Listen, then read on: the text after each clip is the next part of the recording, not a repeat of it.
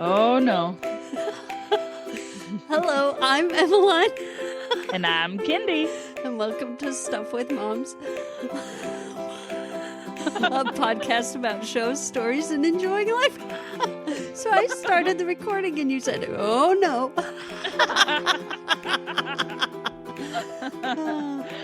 Nice. You guys missed it. Emmeline started recording. She thought she was recording. She started the introduction and it wasn't working. So she goes, oh no. And I was like, how perfect would it be if you got that on record? And then I said it. And anyway. then you said it, and then I got it on the recording. That'll be fun. Welcome, everyone. Emmeline, how was your month? It's been really fun. Let's see. We had my in-laws come, Kyle's parents, and they stayed for, 4 days, I think.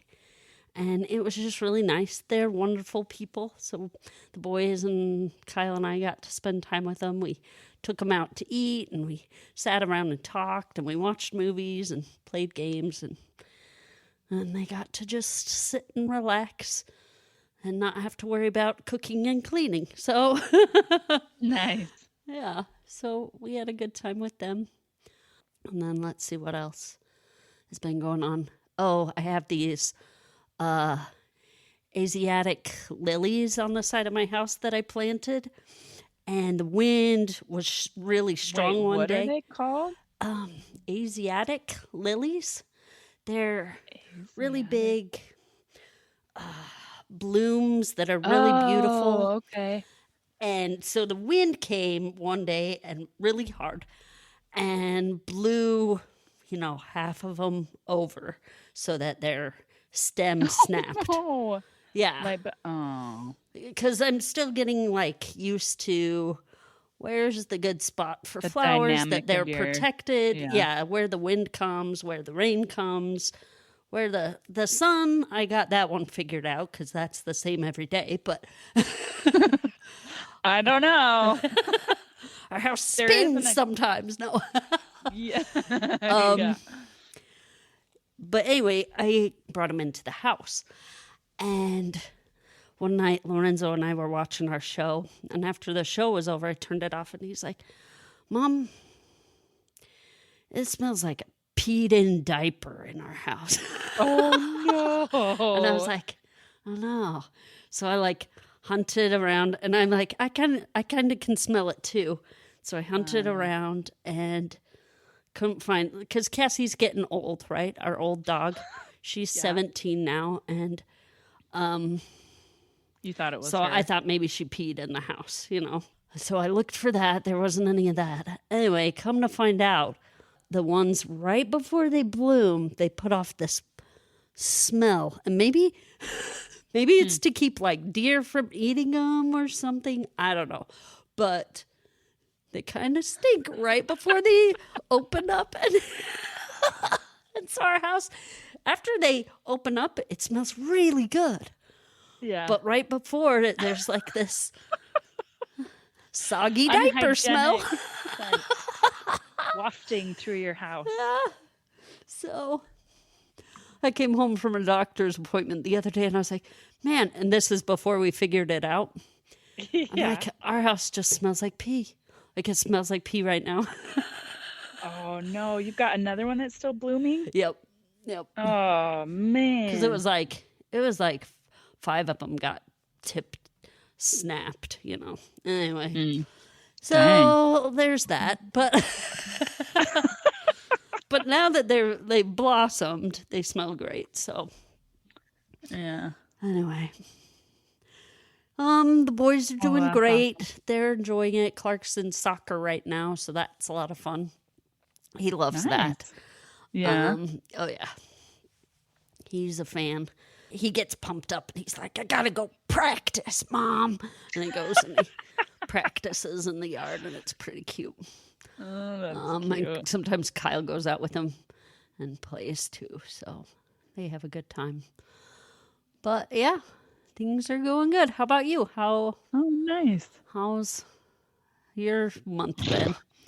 Oh, man. Good. what has been happening. I got to see Kelsey. That was awesome. She went to go to her mother-in-law's house, and they took a little detour to come down a couple hours, and we all met in Brigham City and got to hang out with her. So that was really fun. That's fun. Yeah, it was awesome. I actually get to go visit with her. So my Matt's like, "What do you?" He's not a good party planner. That's not his strongest thing. So, because for his 40th, I threw a surprise party, and he loved it. He loved it, which I was grateful for because I was like, I don't know how this is going to turn out. So he's like, I'm not that way. So let's just plan a trip for your birthday. I was like, okay, let's go to my sister's house, Kelsey, because that's like the cheapest trip that we could plan. And I haven't taken everybody there. So I get to go visit with her. So that'll be fun. And then I canceled Emmeline the Younger's. She was going to get tubes in her ears, and I canceled it because they need to do an ABR test, which is where they put the individual under so that they can send signals or something to the brain to see exactly what they can and can't hear to get a more defined, definitive sound test. Hearing test. Yeah. Okay. Yeah, because she's failed so many, and so many are inconclusive, and so they're like, she needs an ABR test. So she also needs tubes in her ears because she's got to replace the ones that she had gotten last year. And so I was hoping to do it both at the same time, and apparently, I know I've mentioned this to you, but insurance is the dumbest because she can go to the doctor, but our insurance can't go to the hospital that they would do both procedures at the same time. So the surgical center that is approved under my insurance doesn't do the ABR test, so they would have been two separate things. I'm like, And she would have this had is been put under ridiculous. twice. Yes. Ugh. So I canceled that because thankfully her speech therapist told me about a mom who went and saw this other doctor, and they're actually her kid's getting his tonsils out, and he needs an ABR test because he's got special needs. Anyway, and it was one doctor, one place, one day. I'm like, done. So I made an appointment with that doctor, and hopefully he will take pity on me, take Emmeline on, and do both of them at the same time. He's a primary children's doctor. Mm-hmm. And thankfully they built a place in Lehigh, so we don't have to go that far, but I don't know. Lake. Nice. Yeah. So, because at first when I heard about it, I was like, oh man, all the way to Salt Lake. But then my therapist or her speech therapist was like, yeah, but you don't have to do it twice. Or maybe I said that after I said the other thing out loud. Usually I think out loud, which is not good. I don't know if anyone's ever paid attention to that, but I just sound like an idiot half the time because I'm like, I say something stupid and then I try and correct it, but then the conversation has like gone off, or I said something that makes it go like a totally different way because what I was saying wasn't what I meant to say. And so, oh my gosh, I was at work the other day, and I was talking to a lady, and you know how I know I've talked about this before where my brain dies, and it can't, like, there's sayings that are so common that I usually put in my vocabulary bag because I'm weird in social situations. And so I don't understand social cues, but I don't know. It's weird. It's weird. Anyway, so I just have like these things, the sayings. I forgot the saying. And so I just totally like sputtered and basically just stopped talking. And I was like, you know what I mean, is how I ended my sentence. I was like, oh my gosh, this is so embarrassing. I have got to work through this and either sputter through it and just keep talking maybe I just need to embrace the thinking out loud and just keep talking. And because I could like ramble on and on with someone and they'd be like, what is happening? They would be so confused that I'd be like, and now I don't even know what we were talking about. And they wouldn't either because anyway. I can't even remember what I was talking about. Oh yeah. See, like I just did. It's a skill. Life skill. Another superpower that I have, I guess. But yeah. So that's nice. I don't have it until later this month when this podcast comes out. It'll be sometime in like the middle of May. So hopefully if he does take pity on us, he can get her in soon because I really want to know like what she can hear. Because then that's going to tell us if she needs hearing aids or cochlear implants. Right. And then also if I really need to lean into this like whole sign language thing, which I want to, but man, it's a lot. So much. Yeah. She taught us numbers. Oh my gosh. I cannot get the 20s. I'm so confused with the 20s. I'm like, what is that again? And the teens. There's a few teens I don't know, like 11. I got down 22. Okay. No, it's this. Yeah. That's what I did. Oh, I didn't see your other finger. I did 11 and then 22. Oh, yeah. Yeah. And then 12. I can't remember what 12 was. Do you remember? Isn't it that? No, it's not. And then there's something with 30. I don't know. Anyway, I was like, what? Like my brain cannot. Like the other sign languages, it kind of makes sense because it's like you're kind of using common sense with it. I feel like that's kind of like what they were thinking when they first started sign language because that's kind of the history of it was just all these different. Yeah, all these different villages just had different ways of communicating with their deaf people. Anyway, so yeah, my month has been good. Stop talking because I just keep talking about nothing.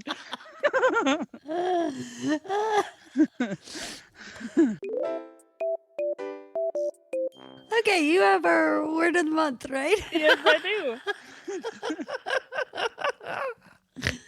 It is Lambaste. Lambaste. And I have a feeling you probably have heard of this before. I know what lambasted is. Lambaste.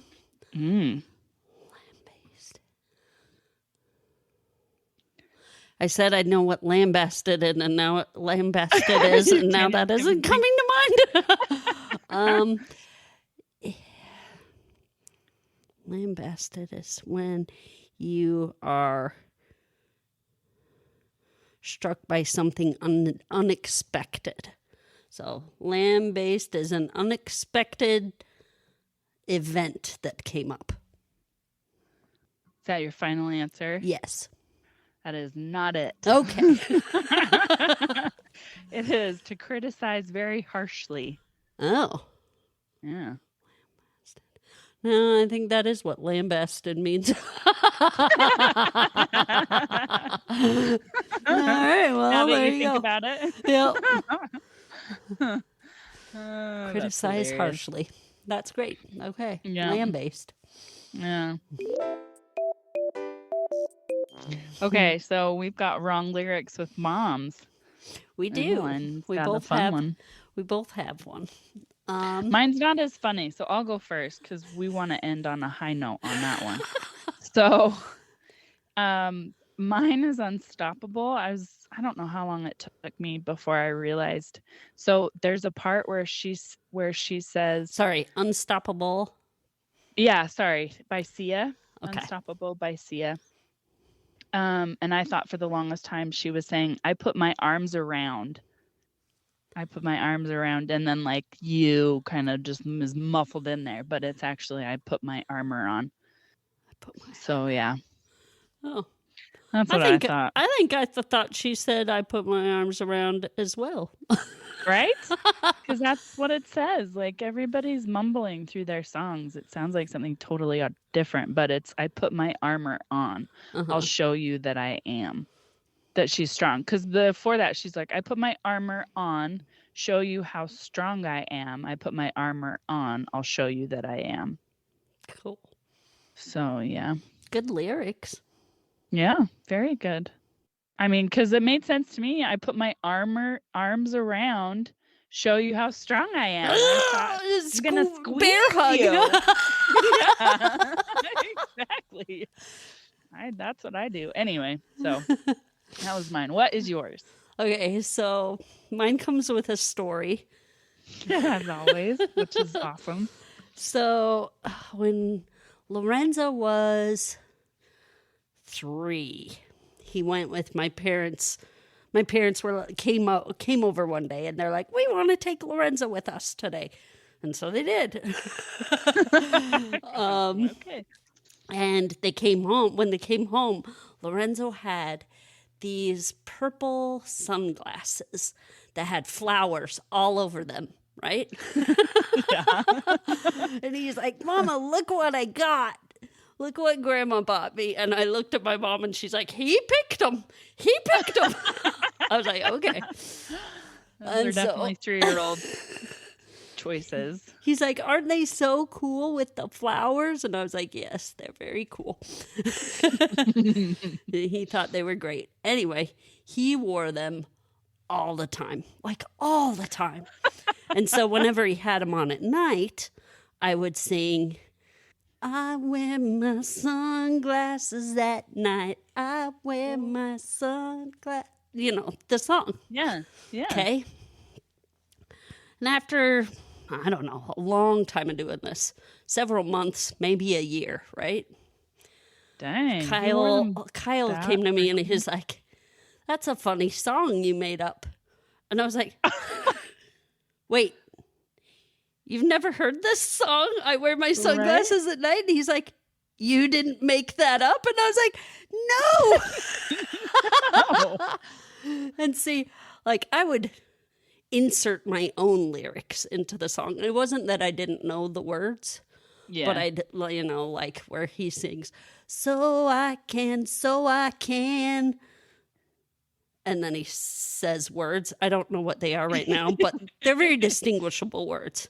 It isn't that I messed them up, but I'd say, so I can be the one to cheer you up. Because whenever Lorenzo wore them, it cheered me up. And so that's what I'd sing. Anyway, so Kyle thought I had made this song up. Completely? Completely.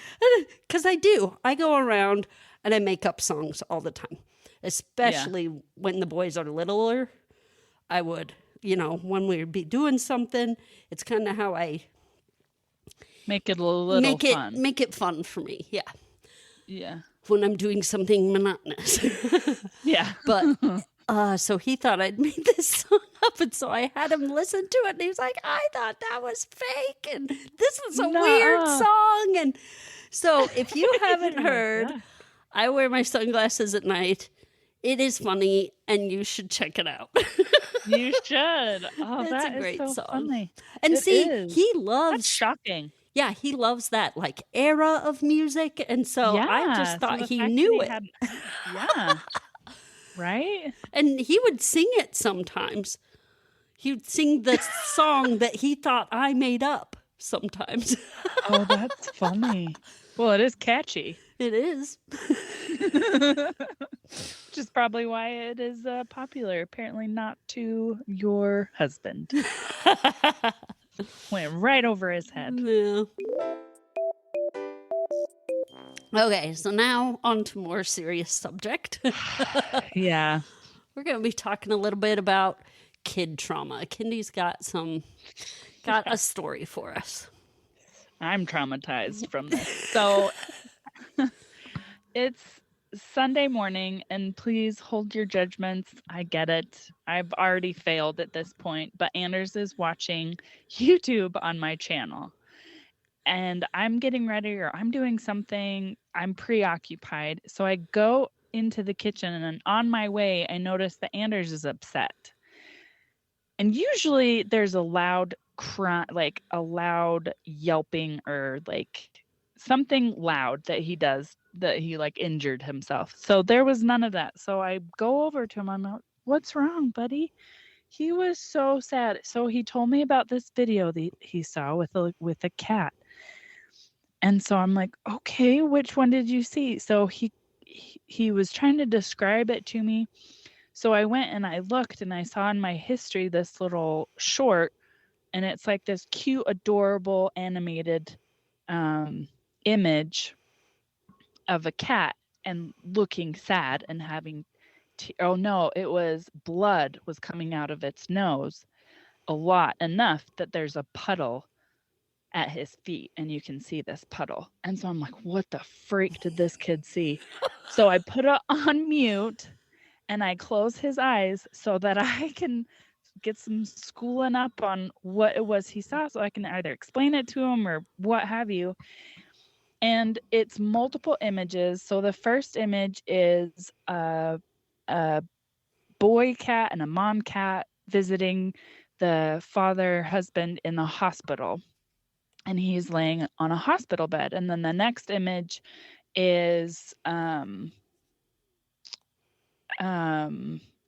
the mom is with the doctor. And the only animal is this like cat family. Everybody else is humans, but this cat family.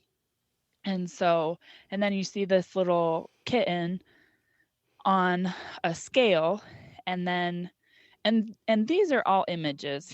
There's words, but it's so fast that he doesn't even know, what the words are. And so, and then you see an image of this big fat cat and they're sweating everywhere and they're sad. Their eyes are closed and downcast at this table with tons of food. And so he's just sweating. And then the next image is he's on the scale and it's like two different cats, but that's like the prominent image that comes every time is this fat cat. It's like fat because it's eating so much with this table full of food and it's just sweating and probably crying. There's so much sweat that you can't really distinguish. But and then intermixed with that image is this little kid in bed crying and weighing himself and in his bed crying. And then at school with his bloody nose and in bed crying. And then he goes to the scale and he's happy because he weighs enough. And then another image, and then like the mom's kind of like happy, sad next to him. And then another image is the boy is on a hospital bed and the dad is on the hospital bed, and they're both kind of connected to different things. And then after that image, it's another one where it's like the image is lighter and the dad is getting better and the son is happy and the mom is happy. So basically, this dad is sick. He needs bone marrow. The only person that matches is this little boy, but he's too small and doesn't weigh enough to be able to donate this bone marrow. And so he is trying to get fat and big so that he can donate bone marrow for his dad. And so I was like, oh crap. Gosh. How the freak do I explain this like very adult situation to my 5-year-old who all he saw were these horrific images of like this whole progression of this little kid with the weight of the world on his shoulder. And I'm like, I freaking hate this little boy's mom. Like, she's horrible for allowing this to happen. Anyway, so he's traumatized the whole day. He's like super emotional and just is very sad about this whole thing. And so I try and explain to him like what it was. And then Matt gets pulled in, like he's like, what is going on? So I tell him and Matt's like, well, it's not real. It didn't really happen. So intermixed, and I wish I had just brushed it off like that. But like, it's okay. It's not real. It doesn't happen. But like throughout the day, yeah, I would ask him like, what is it? I don't, it was just so traumatizing for him that it was traumatizing for me. And it's like, how the freak do And we see, get past this? right. And I see like the reason why it's made. Like if there's an instance where a little kid needs to be explained what a bone marrow transfusion is, and like, I don't know. Yeah. and so maybe that's the purpose of this video, but like It was it wasn't for too, Anders' viewing pleasure. yeah, more like a 10-year-old kind of a little video to explain, not a 5-year-old who's like, I don't know. Anyway, so and there's like various moments where he'll tell me like what he remembers and what he thinks, and he's like, I'm like, do you think that me and your dad are gonna make you eat till you can't move? Or he's like, yeah. And I was like, we'll never make you do that ever. You don't have to worry about that. And then I can't remember when else. And he just kept telling me like, Mom, I keep thinking about that. Still to this day, every time we sit at the table, he tells me that's what he thinks of. Oh, jeez.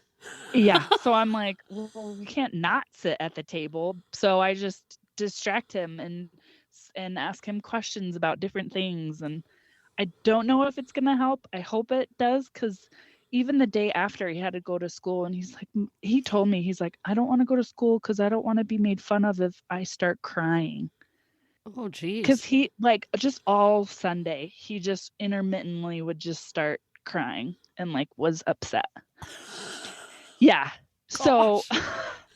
it was horrifying for this little boy. And I feel like he's like more tender than a 5-year-old would be. So it's like even more traumatic for this kid. So it's like, great. I can't tell him to rub some dirt in it because that's not going to help. Anyway, I know I made it worse because I was like, oh, let's talk about it. Let me explain to you what's happening. And let's just, and then Matt's like, it's not real, buddy. It's okay. I'm like, why didn't I just go that route? And so I was like, well, great. Now I feel like I made it worse. And so as the days progressed, I just kept telling him, I was like, yeah, you're going to think about it for a while, but you just got to think about something else. So I'll help him. Like even on Sunday, I was like, sing a song. And so I'd start singing songs to him. He's like, no, don't do that. So towards the end of Sunday, it felt like he just wanted to sit in the sadness. So I was like, great. this. Anyway, just go to your room if you're going to be upset. And then anyway, so he'll like every once in a while, he'll randomly tell me that he's thinking about it. And so I'll just be like, okay. So today at dinner, he told me he was thinking about it. And I said, okay, what's your favorite thing about sharks? And he's like, Mom, I was like, I know, I heard you. What's your favorite thing about sharks? So then he started talking about sharks and he was fine. So that's what I've done so far. But I had asked, I don't know. I don't know if you've thought about this more, because I did tell Emmeline about this a couple weeks ago. And have you thought about how to best navigate the trauma that kids can come across? So, eventually it blows over. It does. Yeah. And some Thankfully. things take longer to blow over than others. And we'll be with him forever like this. Yes. And yeah, some things are with them forever. Yeah. But it really is how much attention you give things. And so maybe that you gave it so much attention right at first made him think, well, this is how I get Mom to talk to me for a while. Because you did. You stopped what you were doing and sat and talked with him. So it could be that. But it could also be, it obviously is something he remembers. So, and it probably was a little traumatizing, but maybe instead of, I'd say do what you're doing, where you course correct and maybe spend time really talking to him about something good and positive. Just sit for, I don't know how long you spent talking about that with him on Sunday, but maybe sit and talk to him about something that he really likes or something he really enjoys. Yeah. And take that same amount of time talking to him about that. And if afterwards he talks about it less and less, you know the reason why is to get mama time. Yeah, I can see that because I already know that we don't spend enough time together. Because that could very well be the reason is if I bring this back up, mama will spend time with me. Yeah. So if that's the case and you spend a good amount of time talking about with him about something else and then eventually that fades, you'll know that's the reason. Yeah. But if it is like this thing that's really pulling on him, then you'll know to figure something else out. And I'd say approach that bridge when you get to it. Yeah. But I'd try that first. So that was my thought since we had our talk. So That's good. I agree. I think it definitely is something where you do something and you see how others respond. You're like, oh, okay. I don't feel loved enough, which I feel like is heightened for him.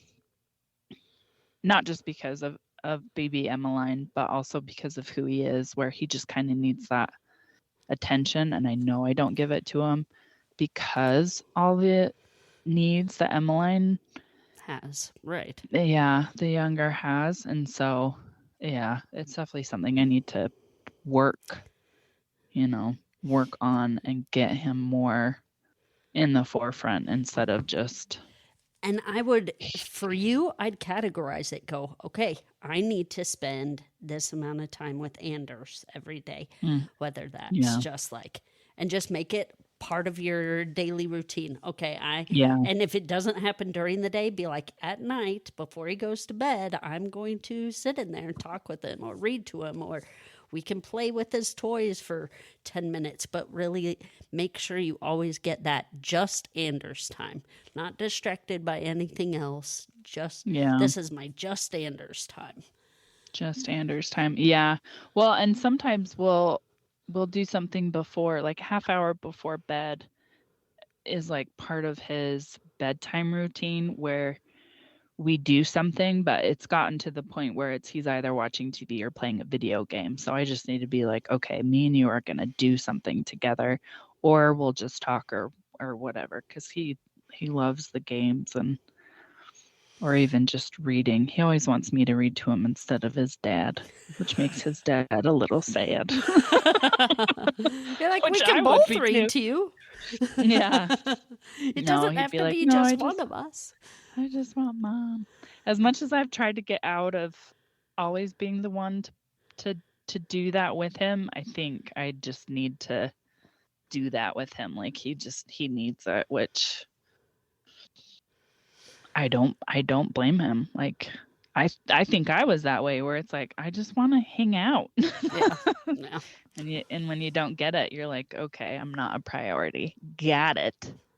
Yeah, so. And I have two tender-hearted boys. Like I know what that's like. So they feel more.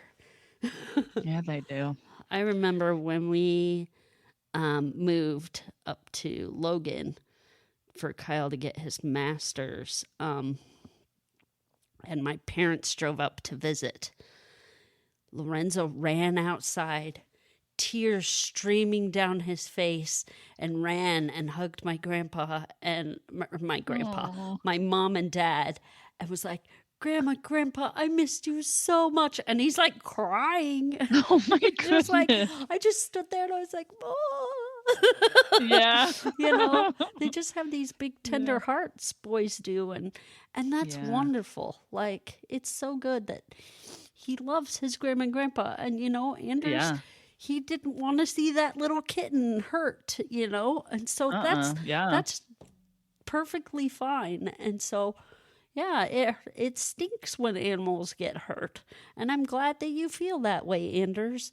But that was just a pretend story, So if he still brings it up, you can say something like that, Because for him, it's just animals getting hurt. He doesn't know what all the spiel means.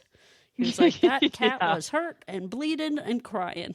So yeah, animals do get hurt sometimes, and it's hard to see. So let's always take care of animals. And turn it into a lesson instead of a let's wallow in this sadness. Yeah. Which I'm not a fan of. Yeah, me either. I do it often with myself, but I can't tolerate it in others. I'm like, buck up, you'll be fine. But I'm gonna be sad over here because I'm, I don't know, stressed out, or I don't know. Isn't it weird how like you're sad about something and it's almost like in the very back, like this tiny little thing where it's like everything's gonna be okay, but you like are just like wallowing in sadness, and you make it worse by Aunt Matt calls it snowballing. Yep. Oh man, I'm really good at that. I make really big snowballs. Yeah. Well, good life lesson on Emmeline has very good life lessons with kids. I always think of you. It's like, I need to ask Emmeline how she does this, because I like how you parent over some people. I have like 2 people that I go to when I need parenting advice, and you're one of them. So oh, thanks. yeah. Oh. So now we're going to talk about Smallville. Yeah. Dun, dun, dun. I know you guys are all so shocked that this is what we're going to do next. So we are going over, it's season 1 still. And we're talking about episodes 9 through 12 today. So should we go kind of in order like we did last time and just break down each episode and talk about stuff in it? Yeah. Okay. All right. So the 9th episode, that was where we met the manipulator cop, Phelan. And he found out that Clark was super strong. And so he wanted to use him to help himself. So he manipulated his way in and tried to...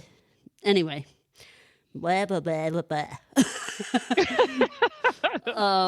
But there were a couple lines that I really liked from the show, from this episode that I wanted to talk about. But for the most part, I don't have much to talk about. So I'm going to turn it over to you, and I'll say my 2 quotes at the end. But I just wanted to start out with, now you're going to see this now, but at the beginning of every show, they give you the beginning like teaser, right, to draw you in, and at the end of it, somebody's in peril, and then right when you see, oh no, this person's in peril, they start up the song, right? And probably the 3rd time or 4th time through that I was watching Smallville, Kyle was sitting in the other room, and he was like, they always start in after, you see whoever's in trouble with the song, Somebody Save, and then he's like, and then you could insert that character's name in there. So now, every time I watch it, you see somebody in trouble, and then you're like, somebody save Lana. And I do it every time. So now you're going to do it. You're going to. Probably. You'll be like, oh, Chloe is in trouble. Somebody save Chloe. Probably. Yep. So did you have anything to say about this episode? I didn't. This one was kind of meh. Yeah. For me. Well, it's because Phelan's just so sleazy. Man, he's just a jerk, isn't he? He is. Okay, but like, there's this punch him in the face. so there's this really cool section where they're at like this art gallery and they're looking at this breastplate that Julius Caesar wore. Was it Julius Caesar or Alexander the Great?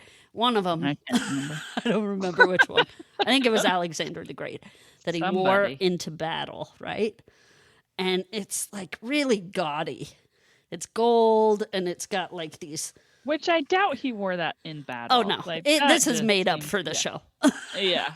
But it had like the snake on the chest in the shape of an S, right?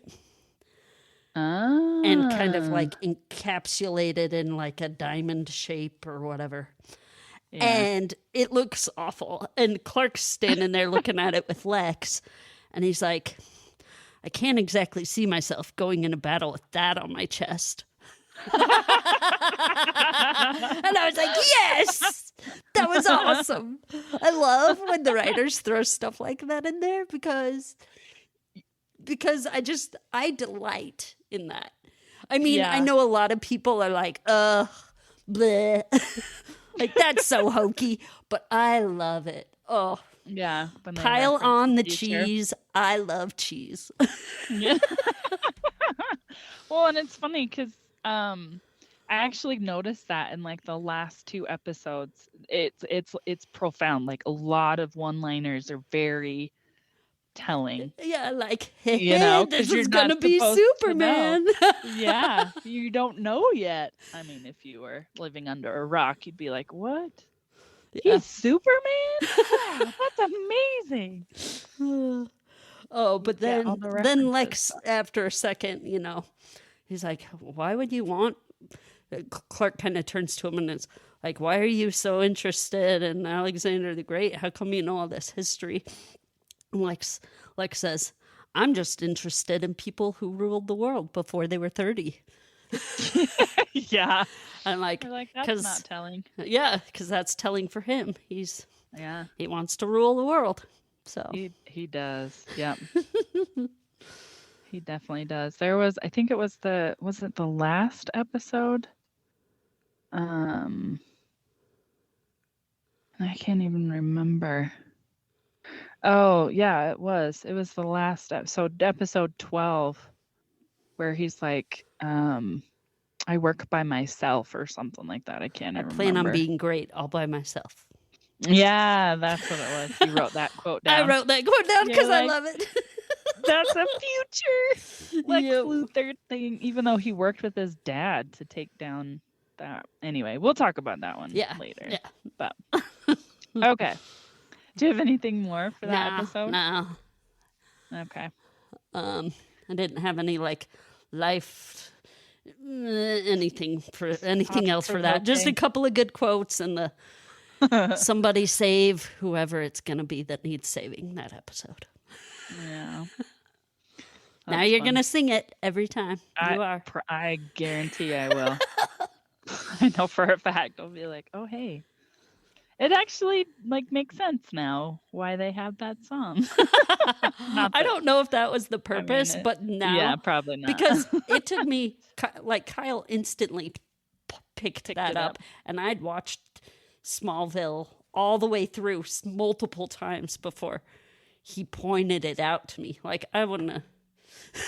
Well, I feel like when you're not watching but you're listening, you pick up on different things. Yeah, because that happens a lot because Matt will watch YouTube stuff. Like if he's close enough to come home for lunch, or if he doesn't have work that day and I'm working, he'll be watching stuff and I'll just be listening to it and I'll pick up things. And right.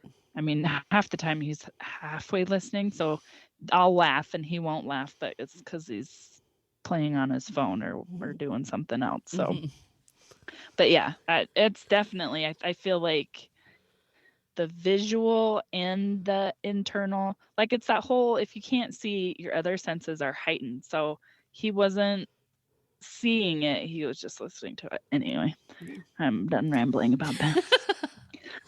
Okay, so our next episode was the Invisible Boy episode. Yeah. This one, it's a weird one. It's weird. So Lex has this girl that showed up the previous episode that's they're working together to topple their fathers. And it's like a subplot. Anyway, so she's in this more prominent in this episode, but Lex has this girl that works for him. You know, her whole family works for them. The mom, the dad, brother, and her. Well, I think it's just the mom and the dad. Yes. I don't think it's the son and the daughter. But I think they help. Yeah. They help when, mom's busy because they live on site in the mansion or in the servants' quarters. I don't know if they're called that, but they live on a house near the mansion because they work for the family. Yeah. Anyway, so she is obsessed with Lex and loves him and thinks that he can do better than Vanessa or Victoria. Yeah. And lets her know. But her brother figures out that he finds a kryptonite rose and used the oils to make himself invisible. So, there's a couple things that happen in this episode that I want to touch on because, first off, Lana has more time than normal people do. She's like super smart, and she's volunteering for the blood drive, and I'm like, who is this high schooler that just can do all the things? I don't know if you were like that during high school, but I was not.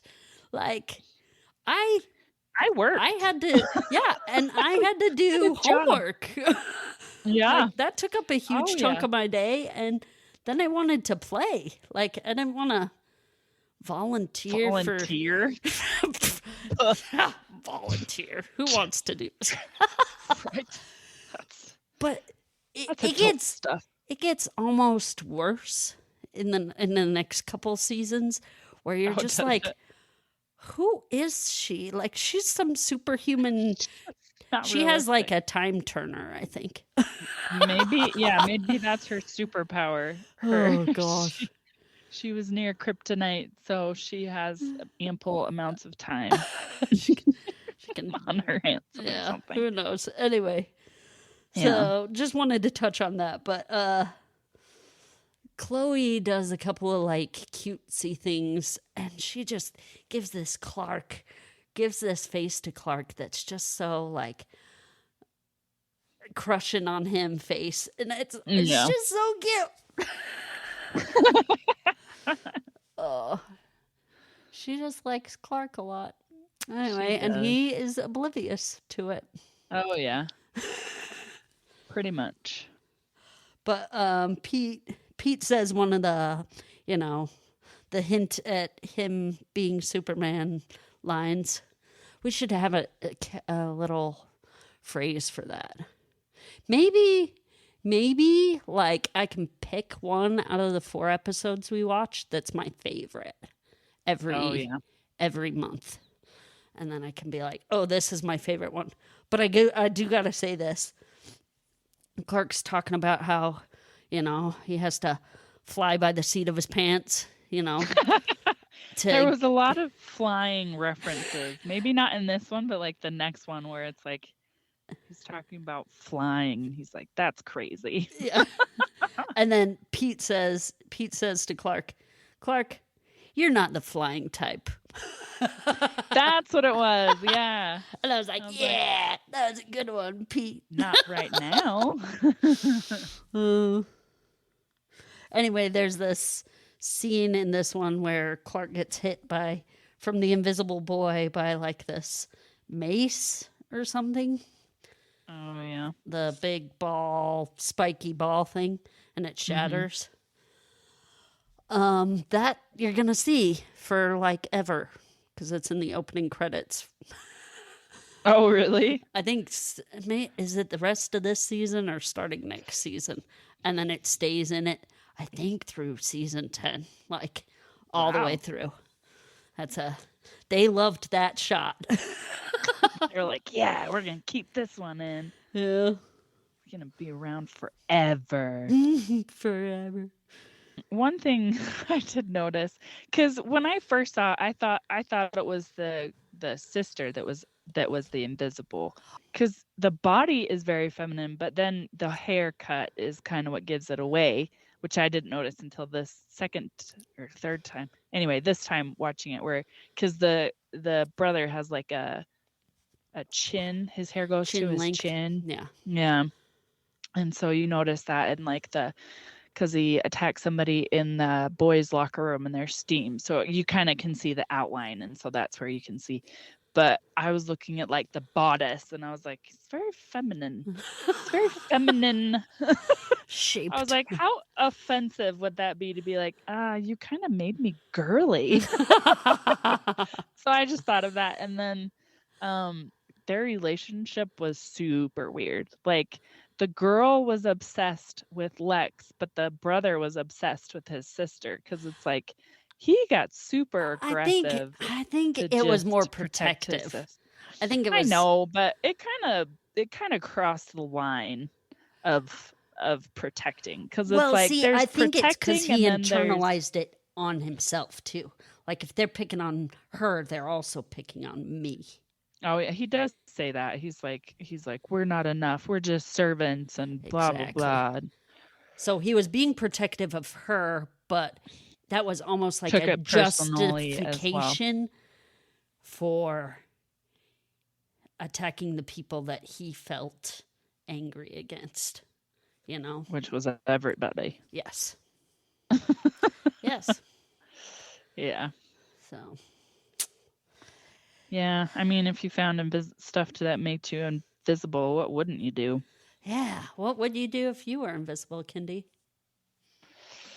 I don't know, because would I have morals at that point?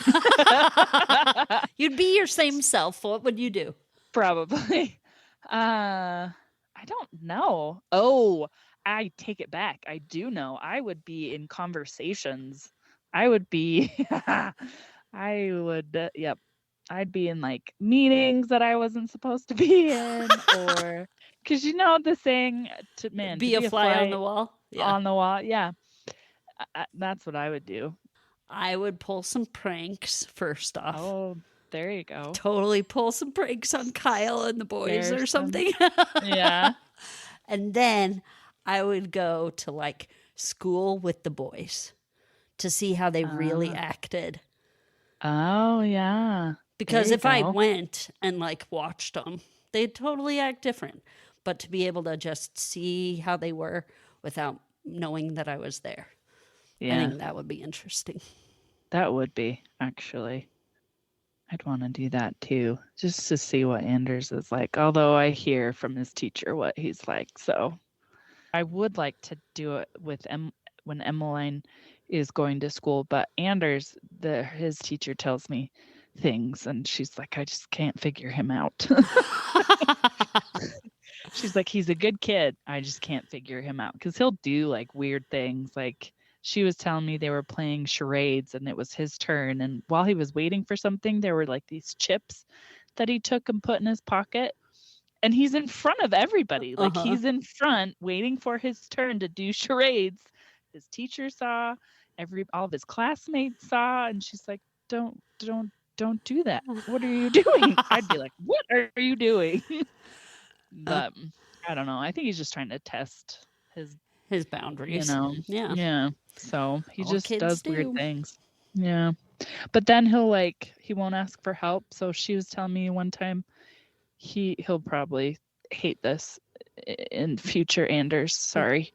But he was sitting there at his desk and he was crying because he broke his pencil, but instead of getting up to ask for help, he just stayed there and was like totally distraught and ended up crying. And So I told him, I was like, you can ask her for help. But he doesn't like her because she yells. I'm like, your class is loud. She has to in order to get everyone's attention.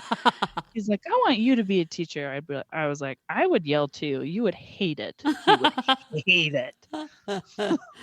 I'm like, you're cute. Maybe it's another sign that he just needs some more mom time. The fact that he wants me to be his teacher. Yeah. It's like, I don't yell at you enough at home. You want me to? Anyway. All right. Oh yeah. So the two dudes. Yeah. That can handshake their way into getting whatever they want, I guess. Yeah. Yeah. So, episode 11. One's a recluse. The other one has used his power for bad. And yes. To get what he wants, essentially, which is lots of money. So, yeah. To get these oil refineries or something into these tiny towns and like ruins their water. And the big thing is they ruin the water. Yeah. And Lex knows him and knows that he's dirty and anyway. But after they convince the person to do what they wanted them to do, they come out of it and they forget everything that they did. Yes. Okay. Which is super convenient. There's a lot of things like that where people get knocked out at the perfect time and don't see Clark use his powers, or they conveniently have these things that make them forget, or it happens all the time. So get used to it. Well, I was just saying it's like that would be nice. That's like a perk to the power. Oh yeah. Oh yeah. You could just totally snow someone over all the time. Be like, I totally made you do a chicken dance and you don't remember it all. Here's a recording of what I had you do. You'd be like, what? Anyway. Okay, so I did want to point out a few things. So this is the second time you see Clark's faster than a speeding bullet. I'm not gonna lie, I think that's the coolest thing. I know it's like the graphics on it is so old, but it still looks cool. So yes, so agreed. Yeah. It is awesome. Because you see him when I think it's in episode 9 where Phelan shoots at him and he watches it go by. Yeah. And so in this episode, like, where do I go? Yeah. What's happening? You're like, which direction is it going to pass him? And then this one he goes and he like saves Kyle, who's the handshaky man, and gets him away from getting shot at. Yeah, the recluse one. And this is where he figures out he's bulletproof. Oh, that's right. That's so. There's a couple powers that he didn't know he was bulletproof yet.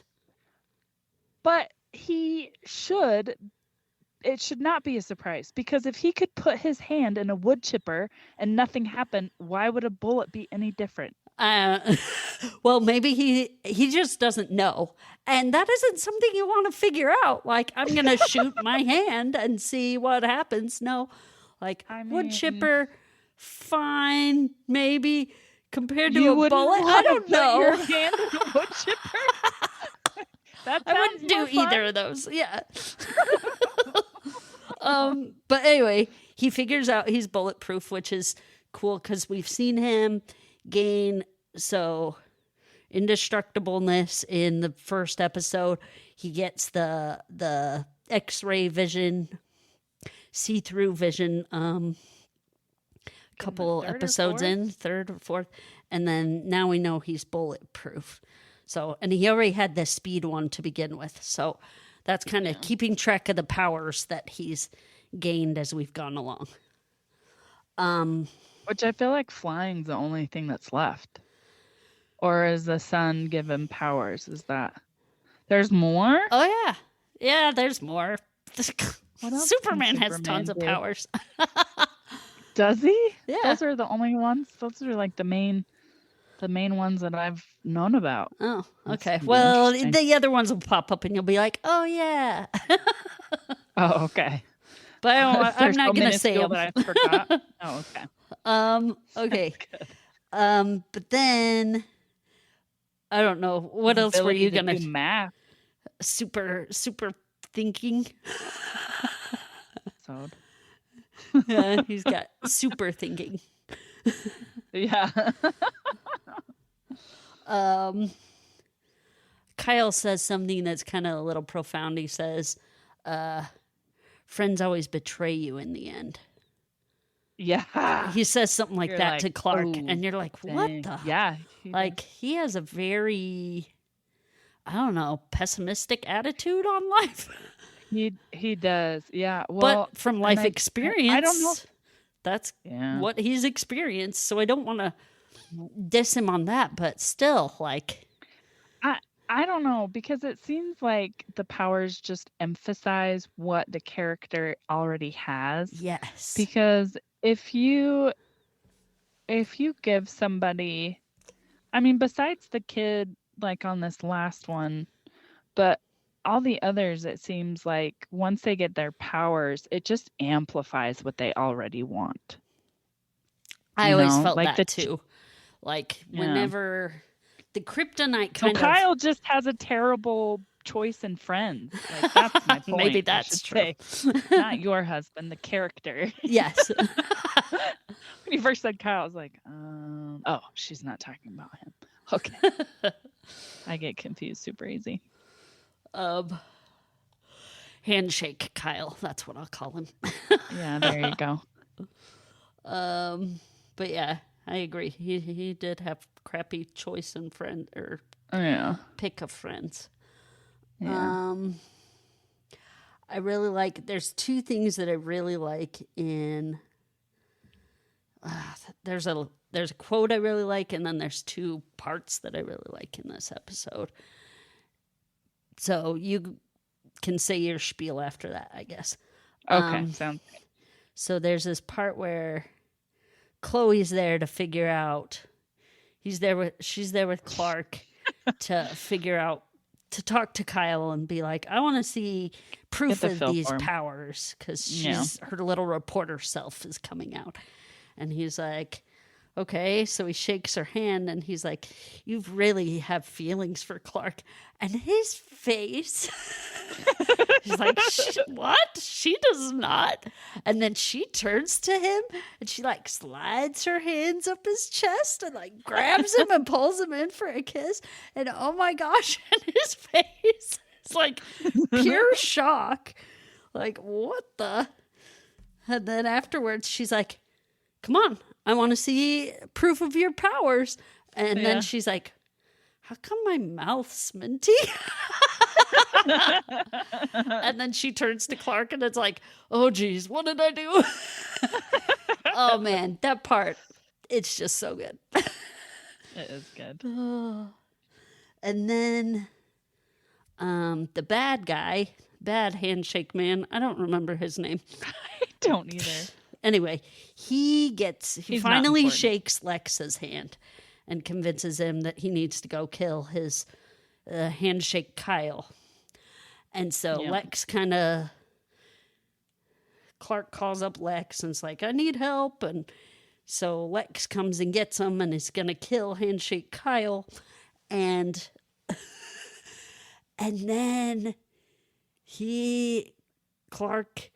Lex sees Clark use his powers, and he's like, his reaction to seeing Clark's powers is awesome. Oh,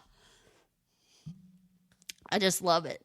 Clark, we have something. You have something you haven't talked to me about, or I don't remember what he says, but like that. We have Clark. We need to talk. We need to talk. Or something like that. Yeah. Oh, it's so good. And then the line at the very end, because obviously Lex, because of the handshakiness, he forgets everything. So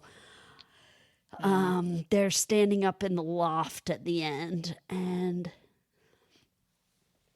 he's like, they're talking about the friendship between Handshake Man and handshake Kyle. And he's like, yeah, their friendship, it was kind of like, do you think we'll end up like that? And Lex says, trust me, Clark, our friendship is going to be the stuff of legend. And I was like, oh, Yeah, such a it is. good line. I love that stuff. Oh. Yeah. So what do you like about this episode? I did like Kyle's character. I liked how he was just trying to help, and he like his mindset of his power was better than the other guy. The other guy was just totally like selfish with it, but the other guy was like more morally aware of how it could affect him and people around him. So he just kind of, I mean, it's sad that he clammed up completely and shut everybody out, but I do like that he was more protective of his power instead of using it for selfish reasons. Yeah. And he did turn to Clark at the end, and he's like, I realized that I need to get out there and use my power for good. So that's what I'm going to do. And he like left his hermity life to go help in the world. Yeah. Yep. So that was cool. Yeah. Okay, last one. Yeah. So this is the absorber guy. And just for fun, Sean Ashmore, who plays the kid that absorbs Clark's powers in the episode, he actually plays a superhero in a franchise. Do you know what it is, Kindy? X-Men. Yeah. Yeah. He's plays Iceman. Yeah. Yeah. I totally forgot about that. I was like, he like the even the thought of he looks familiar didn't even cross my mind, because I was like, he's an actor. He's a well-known actor, and then I just went from there. Yep, you got it right away. So good job. Yeah. Yay me. Yeah.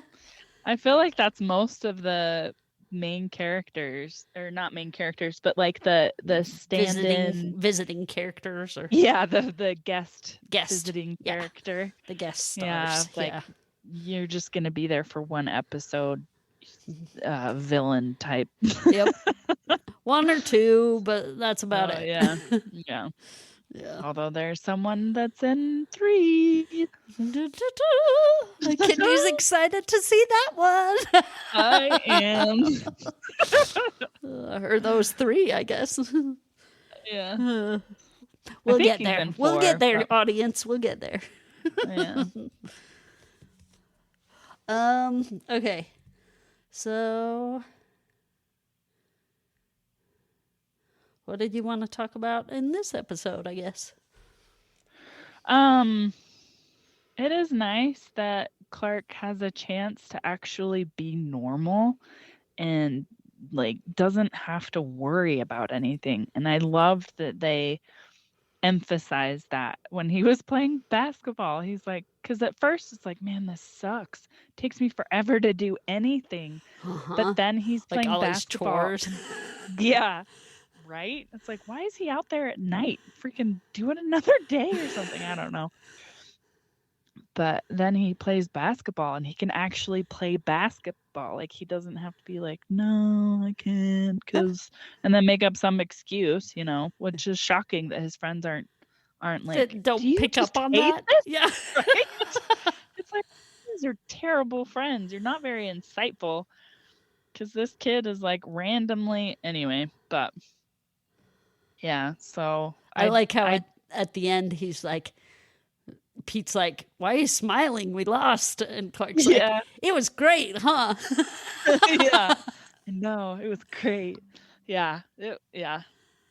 I thought that was really good, because it's like you've got these powers, but at the same time it's like there's also, because even when what's his face got the powers, like it was getting to the point where he was going to get researched on. So it's like, not only could you accidentally murder someone, but you would be taken in for like scientific research. Scientific what have you. Like it's so interesting. What what happened in our society that that's our fear? Something so drastically different that yeah, I Let's don't know. study it. I Like, don't is know. it just something that's so culturally there that we just assume that's what happened, or has it actually happened and it's like that's what we're hinting towards? But I if we're don't know. hinting towards that, what actually happened? Because isn't it when it's top secret over a certain amount of years, it It's actually not gets top secret. released? Yeah. Yeah, like, I don't I'm know, sure there's ways UFOs. out of those loopholes where they're like, well, a new one showed up, so now it's We're top secret again. yeah. Where it's like, hopefully our, we're evolving and we're not like that. Cause, maybe it's just a concept of like, we are afraid of what we don't know. And so maybe that's just something that creators have emphasized and exploited in our Yeah. humanness of just being on this earth, and like we're afraid of what we don't know. We don't like what we don't know. It's uncomfortable, it's terrifying, it's scary. We just want to know how it's going to affect us, how it's going to feel, how it's going to. Oh, every dystopian movie or book kind of touches on this, though, that human Right? nature's will for survival is stronger than their kindness almost. And then there's other books that, the hero of the story is the one that is kind or has their quote unquote humanity still intact. So I don't know. I don't think in a situation like that I'd be like, I'm going to turn you over to some scientists somewhere, child, that just inherited all these powers. And I think that in this episode, it's such a sharp contrast that the Kents, who have this Superboy as a son, embrace him and love him. And these two new parents that, mind you, it was shocking. The Kents knew they were getting an alien baby and that he'd be different. And then all of a sudden these other two parents suddenly have this kid that can do all this amazing stuff, and it scares them. So I understand that could be scary, but I don't think that they would. I don't know. I don't know people. I know myself. Is established that he as a does jerk. not care about that kid. Yeah. So the fact that he'd be totally fine with somebody taking his kid and doing scientific experiments on, I think that's fine. Maybe it's because we did scientific experiments on monkeys. Maybe that's where the idea came from. It's like, well, we experiment on animals. It's like one step away from experimenting on people involuntarily. I don't know. Anyway, maybe that's where it comes. So, yeah. Anyway. Clark at one point is feeling kind of down, before he's really enjoying it, like Kendi touched on. But he's like, do you guys still love me even though I don't have my superpowers anymore? And Mr. Kent's like, your abilities are part of you. They don't define you. And I like that because as a parent, you sometimes have to take a step back at how you're looking at your kid. You love them for them. It's great that they're smart or they're athletic or, whatever things they can do.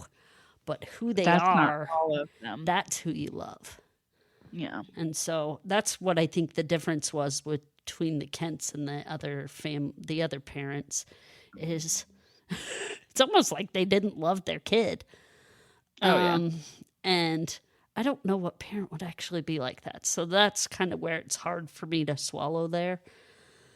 But anyway, I like that Clark was like, my two strongest gifts are you and Mom. Yeah. And his parents. And I was like, that's so nice. Well, and it's interesting too because Clark watching the what was his name? Eric. Was it Eric? I can't remember. But watching him get the powers and watching how other people reacted to him, especially when he started to lose his temper and was like throwing people everywhere. He asked his parents, he's like, "Were you guys afraid of me?" And I loved that they did not sugarcoat it. And I can't even remember what Mr. Kent said. I can't remember what's his first name? Jonathan. Jonathan, yeah. I can hear her say his name, but I blanked. But I can't remember what he said, but just the fact that he was just honest with them. And he's like, yeah, anyway. Because sometimes you just need to hear the truth, and you don't need to be like, oh, that cat, that's not real. That's not a real story. It's just pretend. Yeah. So, but I don't know. Anything else you want to say about that episode? Not really. I liked the lightning CGI. I thought that was cool. Yeah.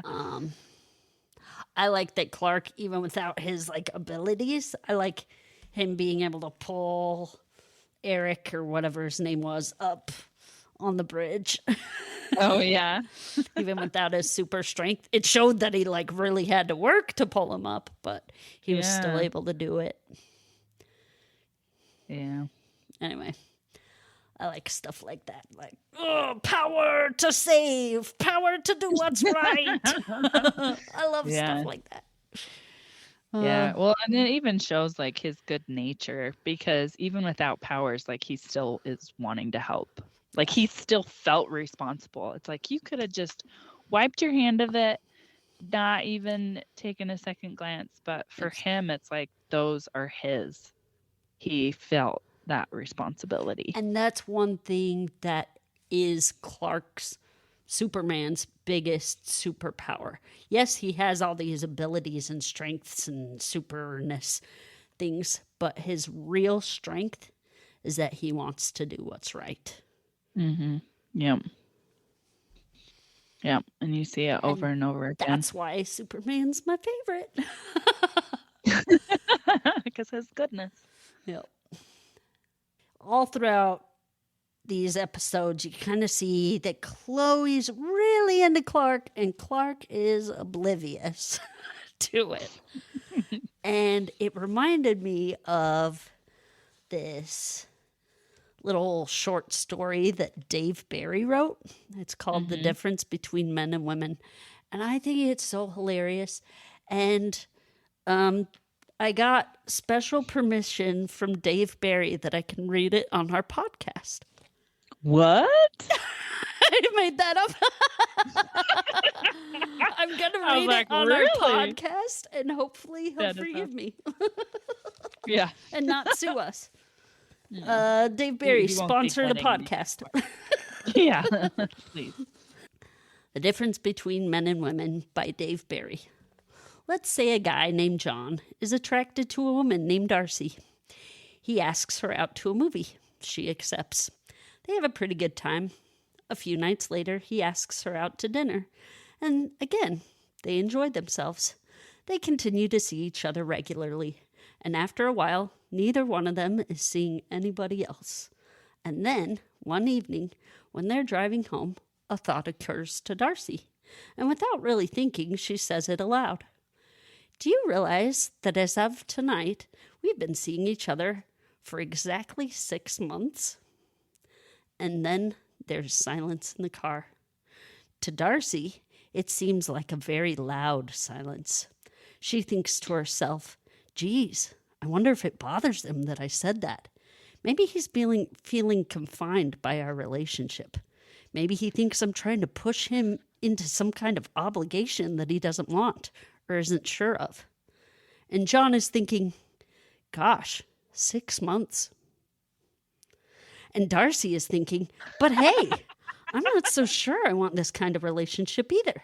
Sometimes I wish I had a little more space, so I've had time to think about whether I really want us to keep going in the way we are, moving steadily toward, where are we going? Are we just going to keep seeing each other at this level of intimacy? Are we heading toward marriage, toward children, toward a lifetime together? Am I really ready for that level of commitment? Do I really even know this person? And John's thinking, so that means it was like, let's see, February when we started going out, which was right after I had the car at the dealer's, which means, let me check the odometer. Whoa, I'm way overdue for an oil change here. And Darcy is thinking, he's upset. I can see it on his face. Maybe I'm reading this completely wrong. Maybe he wants more from our relationship, more intimacy, more commitment. Maybe he sensed, even before I sensed it, that I was feeling some reservations. Yes, I bet that's it.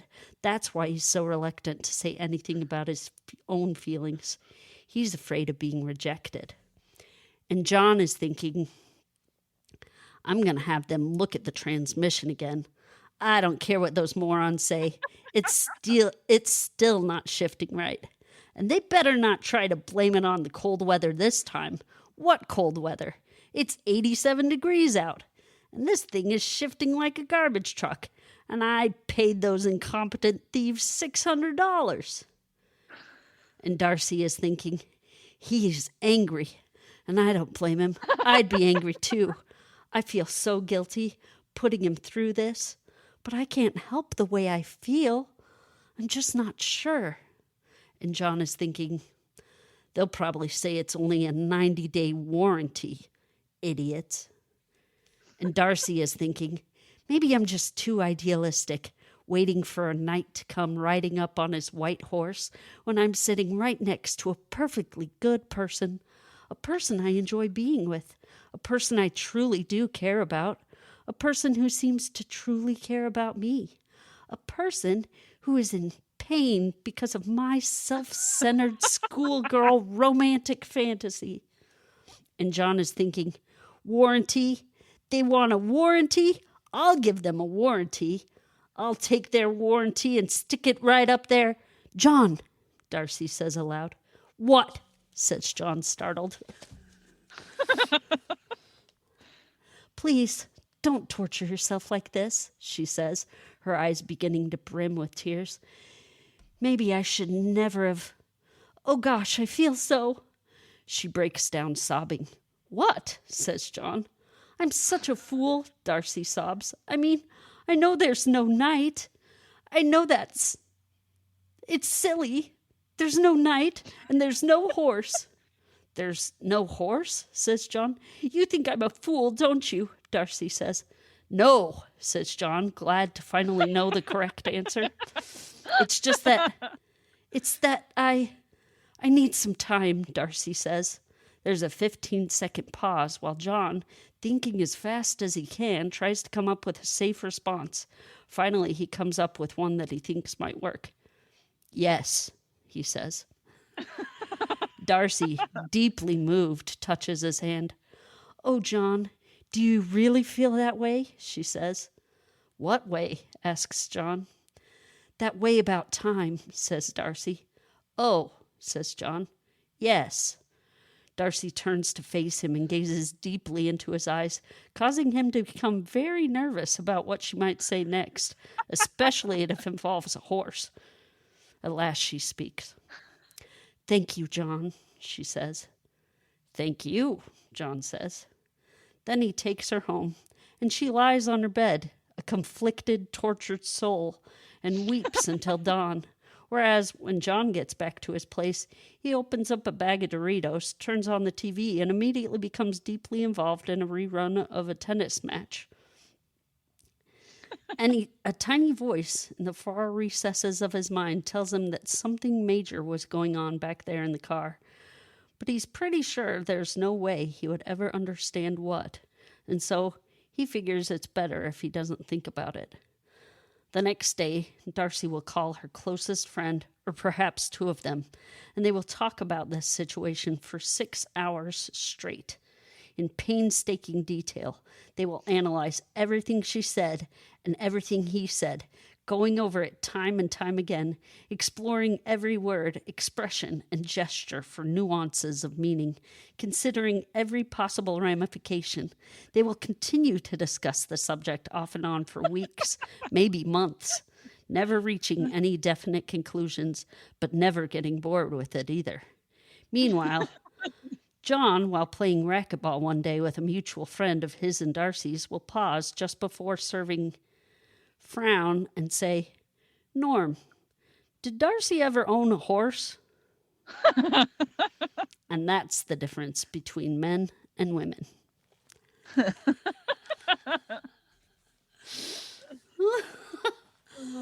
That sounds familiar. I feel like I've heard either this exact one or there's probably tons just like this. Yeah. I think I've given you that story to read before because I You love it probably so have, much. yeah. But, oh man. I love it. Yeah. So are women too subtle or are men too oblivious? I think men are direct and women are not. I think that is the main problem. Yeah.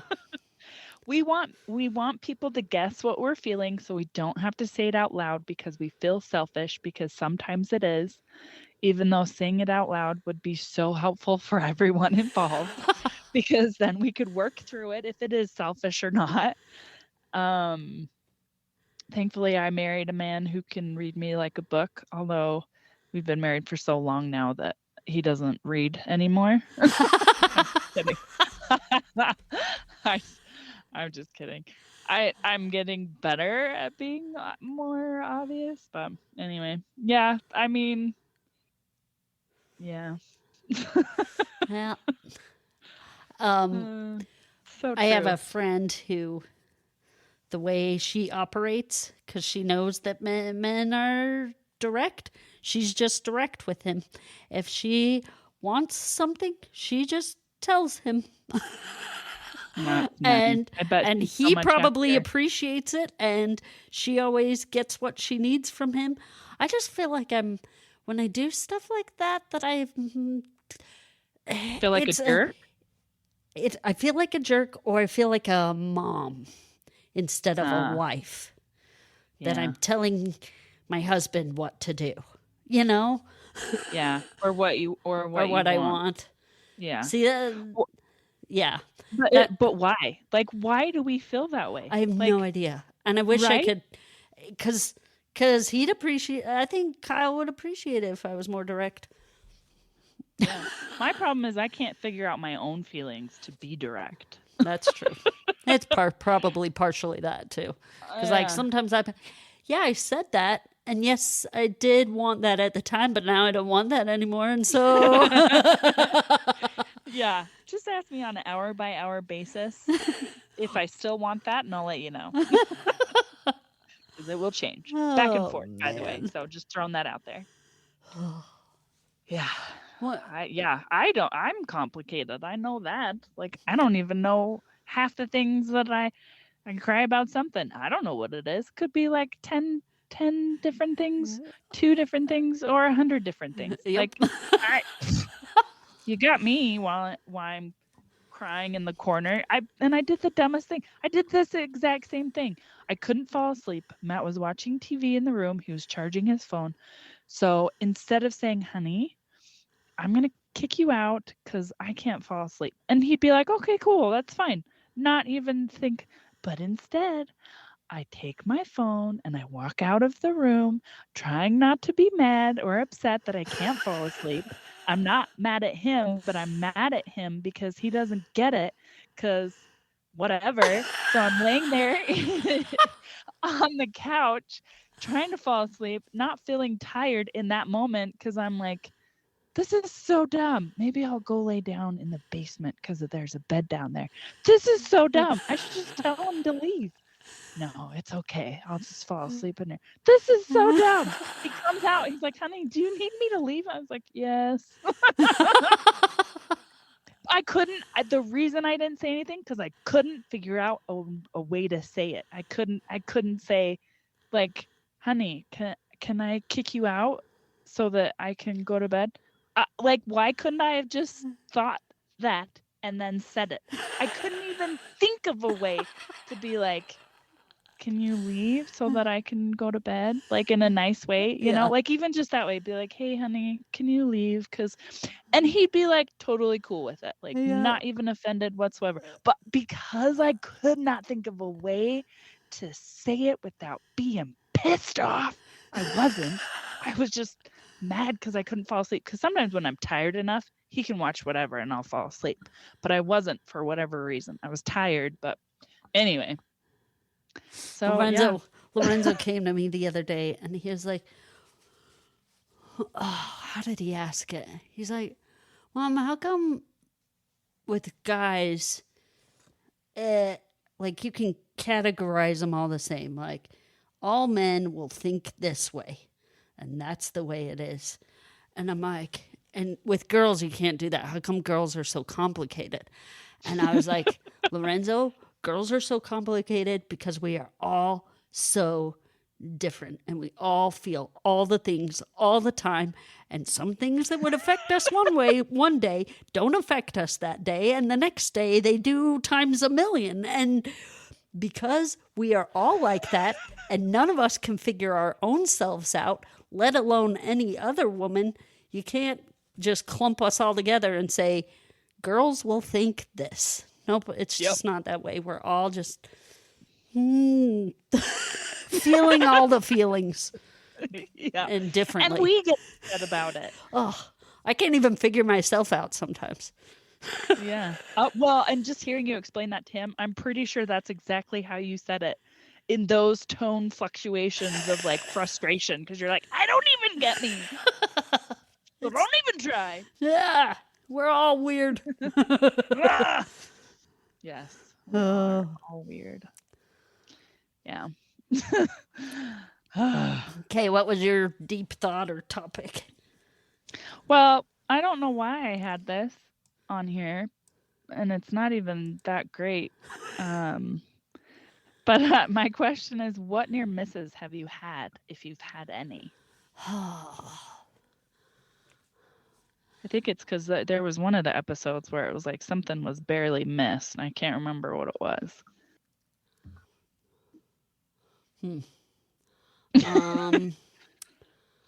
Near miss.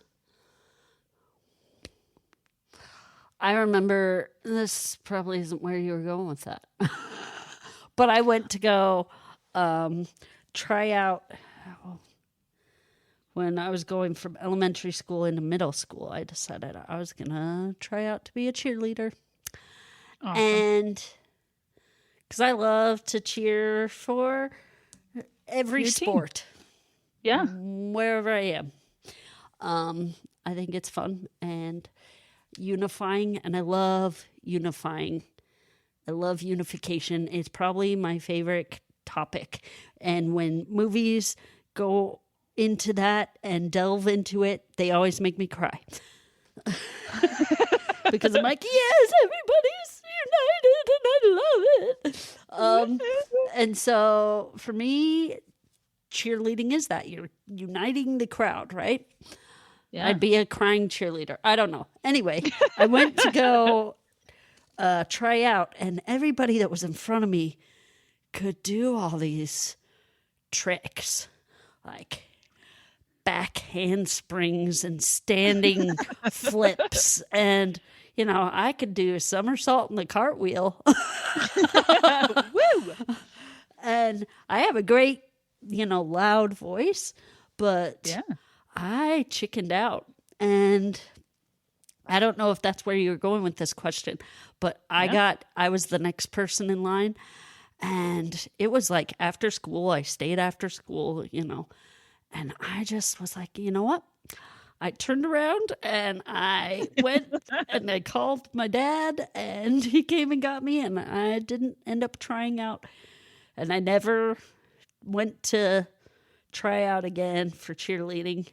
I just saw what all the other girls could do, and I guess I didn't want to face the rejection. Because I'm like, I won't make it. I can't do I can't do all that As those humble as they tricks. can. Yeah. So I didn't try out. I don't know if that's where you're going with that, or if you were talking more of like a life and death near Just miss. with whatever. Just with whatever. No, that's perfect. I love it. It's so funny that you said that, the unification of everything, because I remember in Arkansas, where I lived in Arkadelphia and went to Arkadelphia High School, I loved pep rallies. Uh-huh.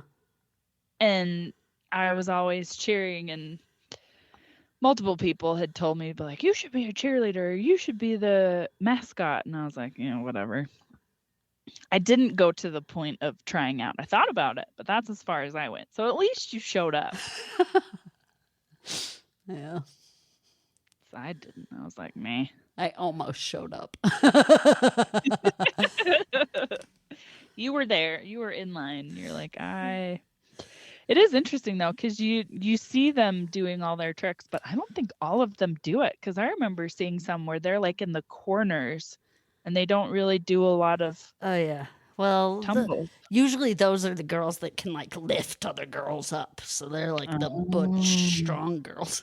You'd be the one that would have to practice being lifted, because I bet you were tiny. Oh, I was. Yeah. I was super You tiny. would have been. I would have been the flyer. Yeah. You would have been perfect. See, you could have been like an automatic. They could throw me let's doing Bring flips. this girl. Yeah. She's light. We need a lightweight. But I was surrounded by girls that were light. I mean, I'm sure I was lighter. I know I was lighter than them, but they were light too. Yeah. So anyway, I chickened out and never went back. So Did you ever regret it? no, I don't. I think it would have been fun to be the mascot, like you were saying. Oh yeah. But mess with people and they wouldn't know who you are. It'd be so fun. yeah, it would. Except in Lehigh, the mascot's a pioneer, and you don't have like a head dress. Like you don't. You're just in a pioneer outfit. Oh, that's dumb. They should get like this giant. I can even see it, like just a giant head. Yeah. Yeah, they don't have that. So weird. Well, they should. Maybe we should petition. Lehigh. Get a big head. Get a big head. Get a big head. It's funny. I think my little sister went. No. Did she? No. For some reason, I thought she went to Lehigh High. She did not. She graduated in Korea. Oh, okay. Mason. Where did he graduate? Anyway, not the point. So, yeah. Okay. The only thing I could think of was, life or death. But I was like, there's got to be something else. So I'm glad you brought that up, because I've had a couple near misses that I think I've already mentioned, of like a truck coming at me, and then I was hanging off of a man-made canal because I was messing with Kelsey. But then it turned out really bad. I couldn't pull myself up. And so okay, you haven't told that story. I haven't? Okay. No. We're at the optometrist. I think Chalet was getting glasses, and me and Kelsey go in the back of it. And there's a big man-made canal, and there's no fence because it was back in the day where they didn't have to fence that stuff off. Yeah. Yeah. Precautions were like the way of the future. So like nobody thought about things like that. So to be funny and to trick my sister, I thought, I'm going to hang on this and pretend I'm falling and freak her out. Well, it actually came true. So I'm hanging on this, and at most, like I probably wasn't, the only thing that I probably missed was getting like my leg broken or whatever, because it wasn't like it was super far of a fall, and there was no water, thankfully. So it was just like this empty canal. But it was straight down and then over. I mean, it was pretty big, but I was also small, so that is also relative. And so I'm hanging there, and I tell her to go get help, and nobody comes. She thought I was still kidding and just went inside with my mom and didn't get any help at all whatsoever. So I'm dangling there yelling for help, and there was a car shop right next door to the optometrist, and a guy came and pulled me out and saved my life, I thought at the time, because I was like, I'm gonna die. This is not gonna end well. So yeah.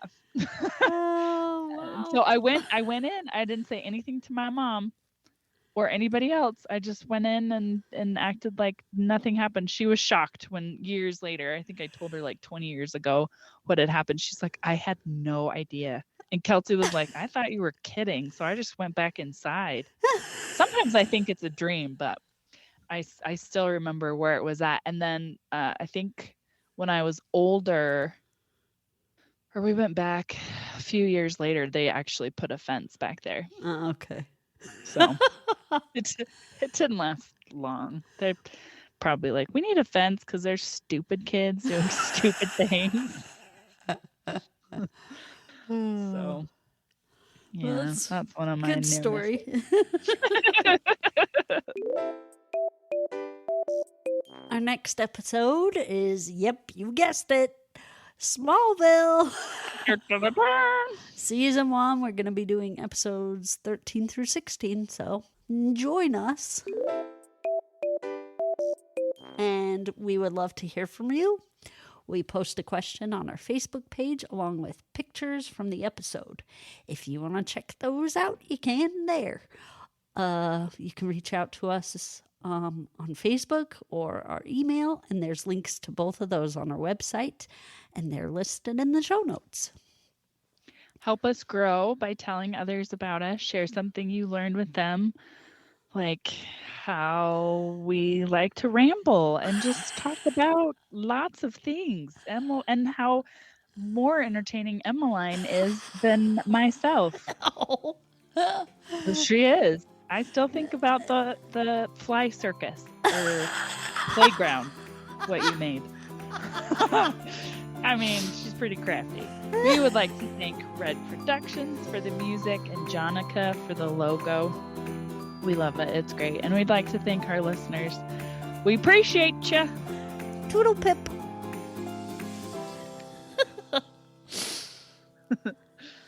Okay, so I feel like this is story time with Emmeline this episode. Back when we were first married, we used to go back and forth between my parents and his parents for Sunday dinner. And I think 2 weeks in a row, his mom had made roast beef and my mom had made roast beef. Oh, no. Okay?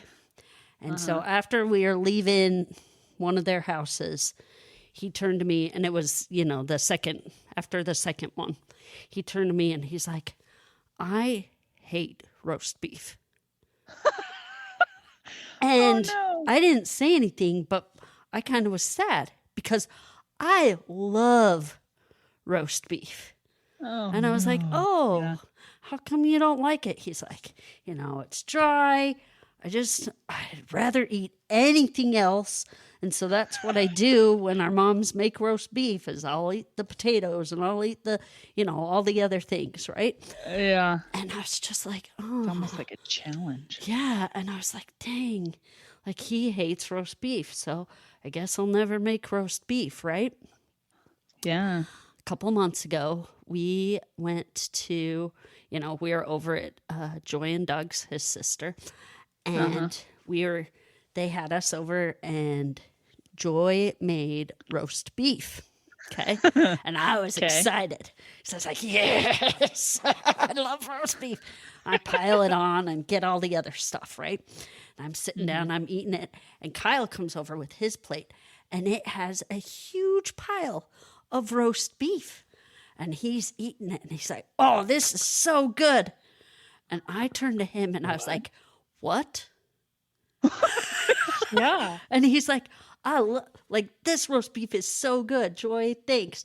And I was like, hang on. You hate roast beef. And he's like, what? I do not. And I was like, Whoa. Oh No, my I can gosh. quote you because It I was seared into my love brain. roast beef. And you told me when we were first married that you hate roast beef. And he was like, huh, I don't remember that. I think it's because, like, the way our moms make it, it's kind of dry. And I was like, so you're saying that our whole marriage, I could have made roast beef, good roast beef, and you would have eaten it, and I could have had roast beef? And he was like, yeah.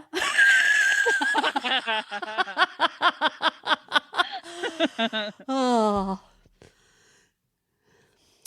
So there you go. The difference between men and women, I guess. Oh man. Yep.